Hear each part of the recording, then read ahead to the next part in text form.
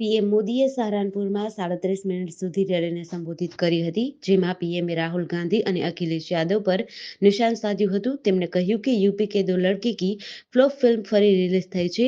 અરે કાટકી હાંડીને આઈએનડીઆઈએ ગઠબંધન કેટલી વાર ચડાવશે? પીએમ મોદીએ યુપીના સીએમ યોગી આદિત્યનાથના વખાણ કર્યા હતા. તેમણે કહ્યું કે યોગી કાયદો અને વ્યવસ્થામાં થોડી પણ છૂટ આપતા નથી.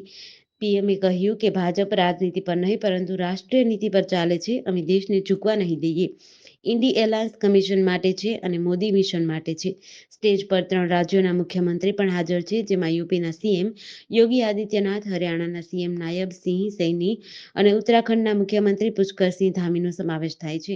એક સપ્તાહમાં આ તેમની બીજી યુપીની મુલાકાત છે. આ પહેલા 31 માર્ચે પીએમ મોદીએ મેરઠમાં ચૂંટણીની જાહેરાત બાદ પોતાની પ્રથમ રેલી કરી હતી. સહારનપુરથી પીએમ ગાઝિયાબાદ જશે અને અહીં રોડ શો કરશે. ભાવનગર જિલ્લાના તળાજા શહેરના પાદરમાં શેત્રુંજી નદીના પુલ પર એક હેવી ટોરસ ટ્રકને અકસ્માત નડતા ટ્રક ચાલકનું મોત નીપજ્યું હતું, જ્યારે ક્લીનરનો બચાવ થયો હતો. સમગ્ર બનાવ અંગે મળતી વિગતો અનુસાર અમરેલી જિલ્લાના પીપાવાવ પોર્ટ તરફથી એક હેવી ટોરસ ટ્રક સામાન લોડ કરી વડોદરા તરફ રવાના થયો હતો અને આ ટ્રક તળાજા શહેરમાં આવેલ પાલીતાણા ચોકડીથી આગળ શેત્રુંજી નદીના પુલ પાસે પહોંચતા ટ્રક ચાલકે ટ્રક પરનો કાબુ ગુમાવતા ટ્રક પુલની રેલિંગ તોડીને નીચે લટકી પડ્યો હતો. આ ઘટનામાં ટ્રક તળે દબાઈ જતા ચાલકનું મોત થયું હતું, જ્યારે ક્લીનરને સામાન્ય ઇજાઓ અર્થે સારવાર અર્થે તળાજા રેફરલ હોસ્પિટલે ખસેડાયો હતો.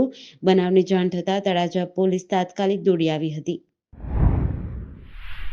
ગેરકાયદેસર ખનીજ ખનનનું એપિસેન્ટર ગણાતા ગીર સોમનાથના કોડીનાર તાલુકાના સિંધાજ અને ગોવિંદપુર ભંડારિયા ગામે ₹22.41 કરોડની ખનીજ ચોરી સામે આવી હતી. ભૂમાફિયાઓએ 4.24 લાખ મેટ્રિક ટન ખનીજની બિન્દાસ ચોરી કરી હતી અને જવાબદાર ખાણ ખનીજ વિભાગ ઊંઘતું ઝડપાયું હતું. જિલ્લા કલેક્ટર દિગ્વિજયસિંહ જાડેજા બાતમીના આધારે ખુદ આ વિસ્તારમાં ત્રાટક્યા હતા અને કરોડોના ખનીજ ચોરીના કૌભાંડનો પર્દાફાશ થયો હતો. કુલ 6 જેટલા આસામીઓની બિલ્ડિંગ સ્ટોરની ખાણમાં ઇજારદારો દ્વારા તેમને મળેલી લીઝ સિવાયના વિસ્તારમાં પણ ખનન કામ કરીને લાખો રૂપિયાની ખનીજ ચોરી કરી રહ્યા હોવાનું જિલ્લા કલેક્ટરના ધ્યાને આવતા સ્થળ પરથી 18 કટર મશીન, 3 જેસીબી, 7 ટ્રેક્ટર અને એક ટ્રોલી મળી કુલ 1.24 કરોડનો મુદ્દામાલ સીઝ કરી કાયદેસરની કાર્યવાહી હાથ ધરી હતી. ગેરકાયદે ખનીજ ચોરી સબબ ₹22,41,04,949નો દંડ ફટકાર્યો છે. રાજકોટ જિલ્લાના ધોરાજી તાલુકાના વિસ્તારમાં વિધવા મહિલાઓનો એકલતાનો લાભ લઈ તેના 2 નણંદોએ સામૂહિક બળાત્કાર ગુજારી ઘરમાંથી કાઢી મૂકવાનો ચોંકાવનારો કિસ્સો સામે આવ્યો છે.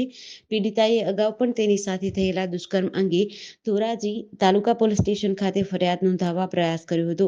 જોકે આ મામલે પોલીસે સહકાર નહીં આપતા હાઈકોર્ટના દરવાજા ખખડાવ્યા હતા, જેના પગલે હાઈકોર્ટ દ્વારા હુકમ કરાતા પોલીસે મહિલાની 4 નણંદ અને 2 નણંદોઈ અને સાસુ વિરુદ્ધ ગુનો નોંધી તપાસ હાથ ધરી છે. આરોપીઓ દ્વારા મહિલાને અને તેમના બાળકોને મારી જાનથી મારી નાખવાની ધમકી આપીને ગુનાને સામૂહિક રીતે અંજામ આપેલું હોવાનું જણાવ્યું છે. જે બાબતે તમામ આરોપીઓની સામે ગુજરાત હાઈકોર્ટમાં હુકમ બાદ આઈપીસી કલમ 376D, 323, 506B, 342, 114 મુજબ ગુનો નોંધવામાં આવ્યો છે. જુહાપુરાનો ધોરણ 10 પાસ યુવક ફાંફડું અંગ્રેજી બોલી અમેરિકન નાગરિકોને લોનની લાલચ આપી ઠગતો હતો. પોલીસે બાતમીના આધારે તેને ઝડપી પાડ્યો હતો. ધોરણ 10 સુધી ભણેલો સોહેલ પરવેઝ રાશિદ પરવેઝ શેખ અમેરિકાના લોકો સાથે ફોન પર વાત કરીને લોન લેવા માટે તૈયાર કરતો હતો. બેંકની લોનને નકલ અપ્રુવલ લેટર બતાવીને કમિશન પેટે ગિફ્ટ વાઉચરથી ડોલરમાં પૈસા પણ લેતો હતો. આ યુવક તેના જ ઘરમાં રાત્રે 12 વાગ્યાથી સવારે 5 વાગ્યા સુધી કોલ સેન્ટર ચલાવતો હતો. તે રોજ 30 લોકો સાથે વાત કરતો હતો. પોલીસે રેડ પાડી ત્યારે સોહેલ અમેરિકી નાગરિક સાથે જ વાત કરતો હતો. તેની પાસેથી લેપટોપ, 3 ફોન મળ્યા હતા. પૂછપરછમાં સોહેલે જણાવ્યું હતું કે તે અગાઉ રખિયાલમાં કોલ સેન્ટર ચલાવતો હતો, ત્યારે હબીબ શેખ નામની વ્યક્તિના સંપર્કમાં આવ્યો હતો. ત્યારબાદ હબીબ દિલ્હી જતો રહ્યો હતો અને ત્યાંથી કોલ સેન્ટર ચલાવતો હતો. કલકત્તા હાઈકોર્ટના નિર્દેશ પર એનઆઈએની ટીમ ભૂપતિનગરમાં થયેલા બોમ્બબ્લાસ્ટની તપાસ માટે પહોંચી હતી. પોલીસે 3 લોકો બોલાઈ મેતી, સમય મેતી અને માનવદત્ત જાનાની ધરપકડ કરી છે. તે જ સમયે ઉત્તર 24 પરગણાના સંદેશખાલીમાં લોકો એનઆઈએ ટીમની સામે લાકડીઓ લઈને ઊભા થઈ ગયા હતા. જ્યારે એનઆઈએની ટીમે આરોપીઓને ઝડપી લેવાનો પ્રયાસ કર્યો તો લોકોએ તેમનો વિરોધ કર્યો હતો. 5 જાન્યુઆરીએ ઈડી અને સીઆરપીએફની ટીમો પશ્ચિમ બંગાળના દક્ષિણ 24 પરગણા જિલ્લામાં ટીએમસી નેતાના ઘરે પહોંચી હતી. આ દરમિયાન ટોળાએ જીવલેણ હુમલો કર્યો હતો. આશરે 200 લોકોએ તપાસ એજન્સીના 2 વાહનોમાં તોડફોડ કરી હતી. આમાં કેટલાક અધિકારીઓને માથાના ભાગે ઈજા થઈ હતી. ઈડીએ કહ્યું હતું કે ટોળાએ અધિકારીઓના મોબાઈલ ફોન, લેપટોપ, રોકડ અને પાકીટ છીનવી લીધા હતા.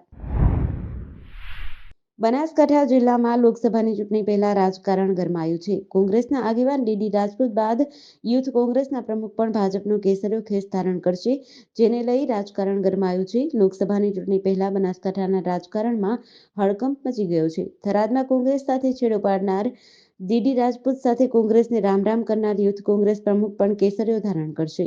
યુથ કોંગ્રેસ પ્રમુખ અલ્પેશ જોશી પણ સમર્થકો સાથે સીએમની સભામાં ભાજપમાં જોડાશે.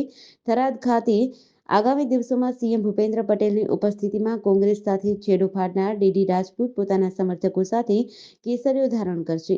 ત્યારે યુથ કોંગ્રેસના પ્રમુખ અલ્પેશ જોશી સતત 3 વર્ષથી યુથ કોંગ્રેસની આગેવાની કરતા હતા. તેઓ પણ પોતાના સમર્થકો સાથે ભાજપનો કેસરીયો ખેસ ધારણ કરશે.